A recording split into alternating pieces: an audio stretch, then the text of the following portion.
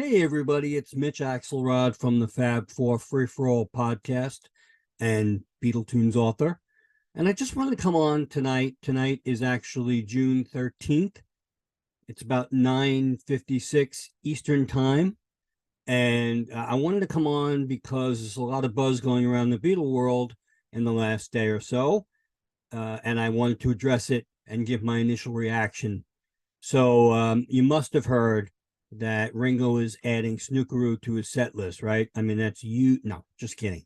By the way, Ringo sounds great, so go to his shows. In the last day, we've heard that there's going to be a, quote, new Beatles song coming out in 2023. And we've heard other new Beatles songs in 95 and 96, as we all know, Free as a Bird and Real Love. I personally love them, whether they're Beatles canon songs or not, it doesn't matter. I like them a lot. And I just want to preface by saying that I know nothing more than everybody else knows. So I'm talking here and reacting here based on only what I know as a fan and not as an insider or anything like that. As Colonel Klink or whatever he used to say on Hogan's Hero, I know nothing.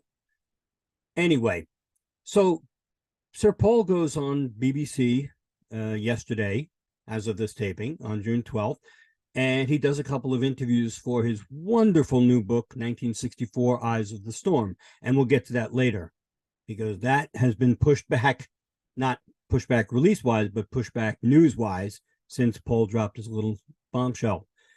He goes on, and he does, I think, about a 33-minute interview, a very good interview about the book, and again, highly recommended. And with about, I think, 30 minutes gone and 3 minutes left, the interviewer, and she was fine the whole time, she says, what do you think about the new development with AI and what they can do with making, she said, bringing back people from the grave. And he said that, he wasn't really into it that much. He's not on the internet, so he doesn't hear it as much, but people do tell him that, John is singing his songs and vice versa, whatever. And then very nonchalantly, Sir Paul McCartney says, when we were working on it, because, and this is all paraphrasing, because when we were working on the last Beatles song, and then he goes on to talk a little bit about the Beatles song without mentioning the name, and then it'll be out in 2023. But he says it so nonchalantly. But anyway, he's talking about it, and he says that, Peter Jackson was able to extrapolate guitars and vocals and everything else from, into individual tracks for Get Back. And they did the same thing for this new Beatles song. Okay, so that was the big bombshell. 30 minutes into a 33-minute interview about his book about photographs of the Beatles in 64 and crowds, whatever, just photographs. And everybody went nuts. And just like I did and said the book will be talked about later, everybody did the same thing. Wait. You mean there's a new Beatles song coming out and you're not discussing it more? You're so, so gallant about it. So the interview ends, and of course the whole world picks up both stories. Sir Paul talks about his book, and the Beatles' new song is coming out. Crazy, right? Unbelievable. Fun stuff, because we really haven't heard anything new about anything new coming out in 2023, and it's already, early June. So it's kind of weird. Anyway, he never mentions the song, and we can only speculate that it's Now and Then. It could be Grow Old With Me. I doubt it highly.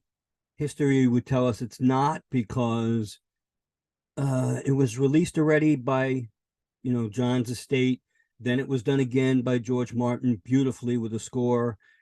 And then Ringo released it with Paul on bass. So I think to us fans, I think Grow Old With Me, if it came out again, even as a Beatles song, would probably be kind of anticlimactic, or is it anticlimactic, whichever, you know what I mean.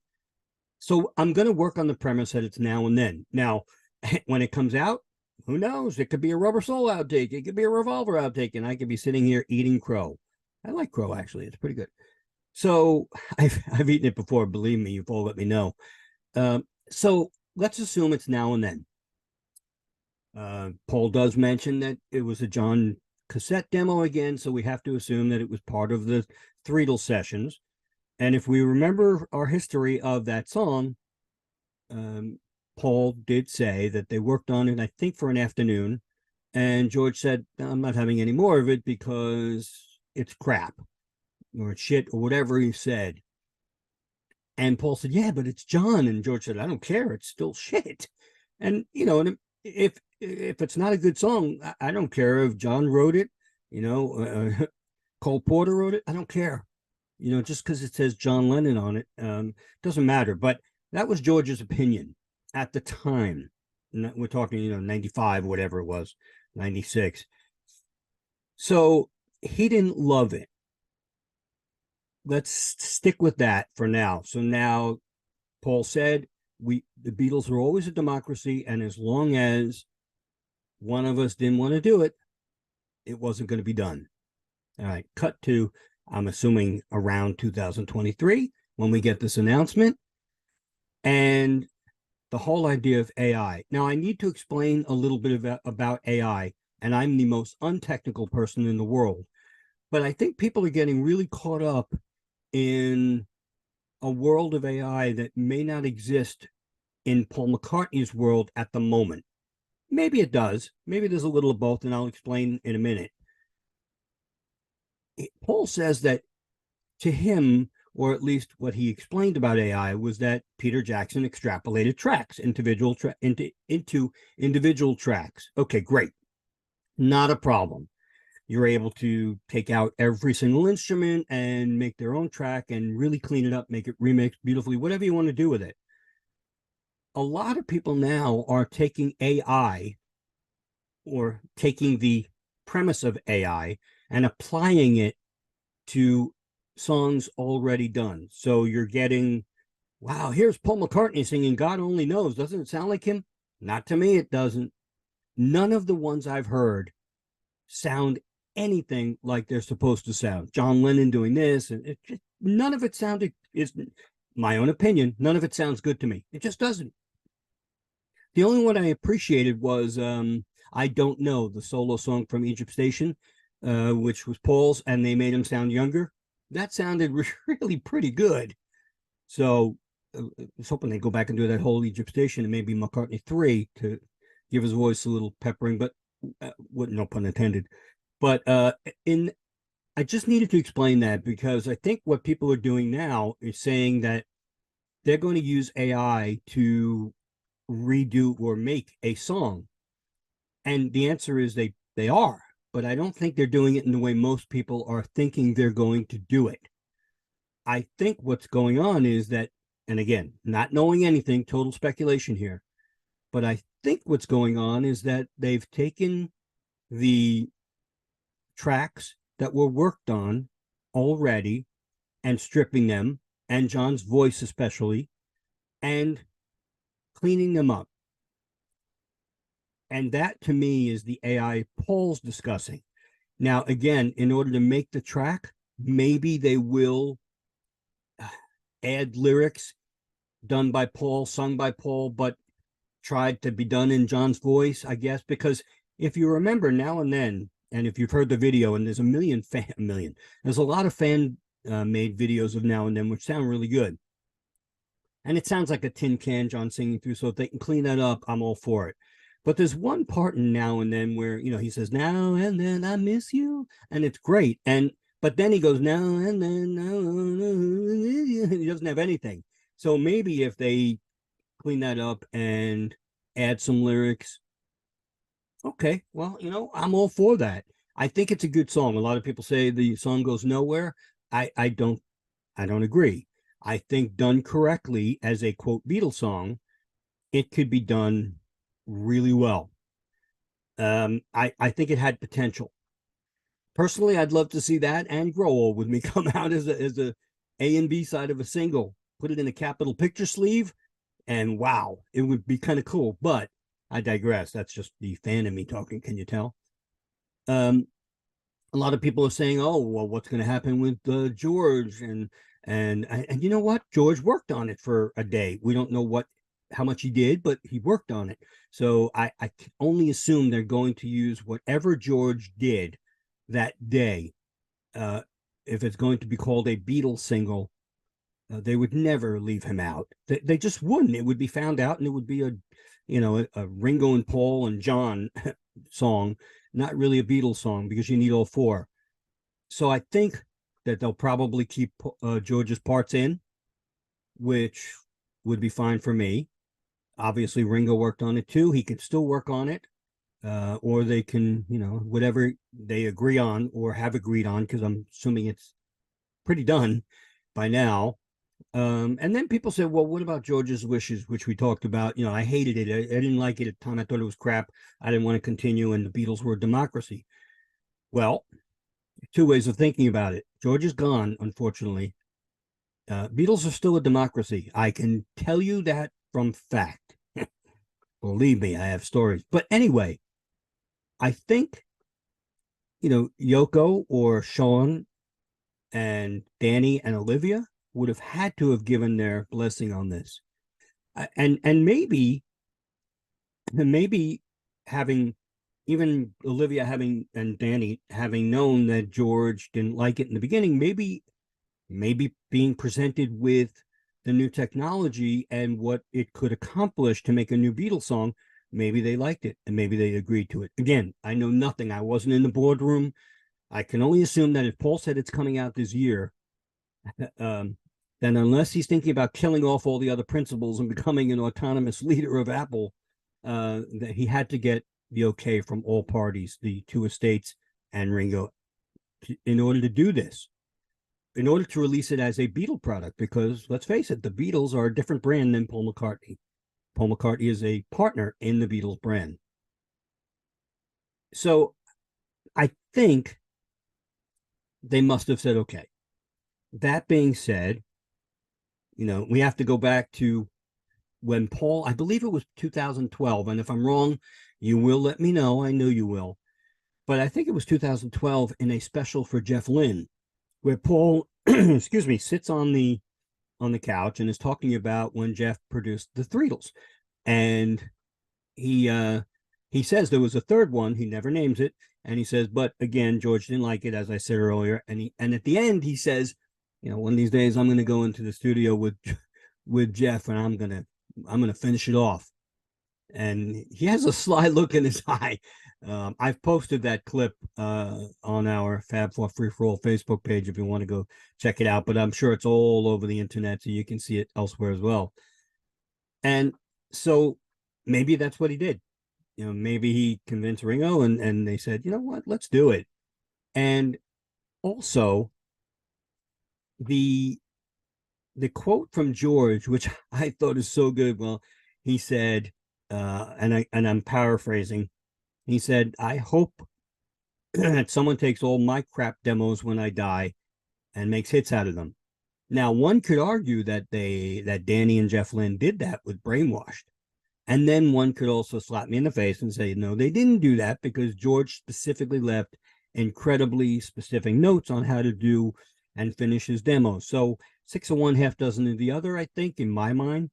People might just say that's not the way he did Brainwash, but it almost is. I mean, if it was demo or even a little more finished, and Danny and Jeff finished it off, what's really the difference?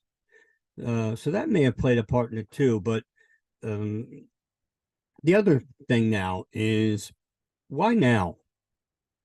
Paul is on his book tour for the book, and it's a wonderful, wonderful book, and I think everybody needs to go get it. It's really so well done. A lot of pictures, 90% we haven't seen before, and I'm sure Fab for Free for All will do a review. But why now? Why did he? It boggles my mind. Why did he go on this show and nonchalantly say it at the end? A lot of people saying, well, he needs the Beatles for the publicity. No, he doesn't. If he went on and did this book, now he's coming to New York in 2 days as of this taping, June 15th. He's coming. It's June 13th, as I said, on 2023 as of this taping. And he's doing a thing for Tribeca Film Festival. everybody's going to run out and probably buy the book. A lot of people have already and said it's wonderful. So I don't think he needed to do that now. As far as, again, why now? 2024 is the 60th anniversary of the Beatles landing in America. Now, I know I'm America-centric. I can't help it. But wouldn't that have been cool to release a new single on February 9th, 2024, and have it be, again, Now and Then Back with Grow Old With Me, or Now and Then Back with, Utopian National Anthem Part 2. I don't care. But I can understand also that, Beatlemania really hit in 63 in the UK. So maybe that's what this is all about as well. I mean, maybe it's just to celebrate just Beatlemania. And Lord knows they hit big in the UK before they hit big here in the States. So, again, I'm not sure of the timing. I'm sure there's a lot of other stuff planned for the anniversaries of the Beatles for the 60th in America, and I'm sure there's more planned for this year because we really haven't heard more plans yet. And again, as I said, it's early June, and you would think you would have heard something. I thought maybe Paul would announce the Back to the Egg in London Town archive series, and he hasn't yet. So, but he announced out of the blue a new Beatles single. Kind of interesting. The other thing is, what's next? And I'm not going to speculate long on this. I'm just going to give a couple of lines, I guess. Using AI, are they going to go back and do the Star Club? That would be really cool if they can extrapolate out. The Star Club was always a great performance, but, it sounded like they were in a tin can as well. So if they can extrapolate out all that and bring it up front and remix it and put out a really great Star Club not bootleg, my goodness, or as Tony Triguardo calls them, Dutch imports. If they could put out a really good Beatles Star Club release, that would be fun for the fans, and maybe for just casual Beatle fans as well. But I think the announcement of a new Beatles song is huge in Beatle fandom. Exciting. I think everybody is a little leery about what to expect because we just don't know what they're doing. If they came out in a press release today and said new Beatles single and here's what we did, then at least we could speculate how it might sound, or at least what the premise of the song would be. So right now there's a lot of trepidation. There's also a lot of excitement and anticipation. I cannot wait. I don't care what it sounds like right now. I don't know what it sounds like, but I don't care. It's still a new Beatles song coming out, and any new Beatle product excites me. I'm 61, and you know what? It doesn't matter. Any new Beatle product excites me. So I'm really hoping that, and I'm sure there will be a big press release at some point, more than just Paul's nonchalant announcement on BBC. I'm hoping that there'll be a big press release and it'll tell us exactly what's going on and maybe what a B-side is, if it's going to be a physical single. We haven't even talked about that. Is it going to be streaming? Is it going to be a physical single? I would hope that it would be a physical single, either CD single or a vinyl single, because vinyl's back, in a cool picture sleeve. Actually, that would be kind of nice. So there's so much speculation about what's happening, but it's the Beatles. I mean, it can't get more exciting than this, can it? It really can't. And Paul is a Beatle, so, and an ex-Beatle, whichever way you want to say it. And when he comes out and talks so nonchalantly about it, that's because he's lived it. We anticipate it.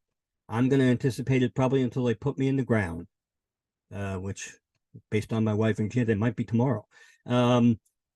So there's a lot of great stuff happening in Beatledom, so to speak, and I'm anticipating it. I'm not going to be negative about it. The other thing is now, how does it sell? We won't know.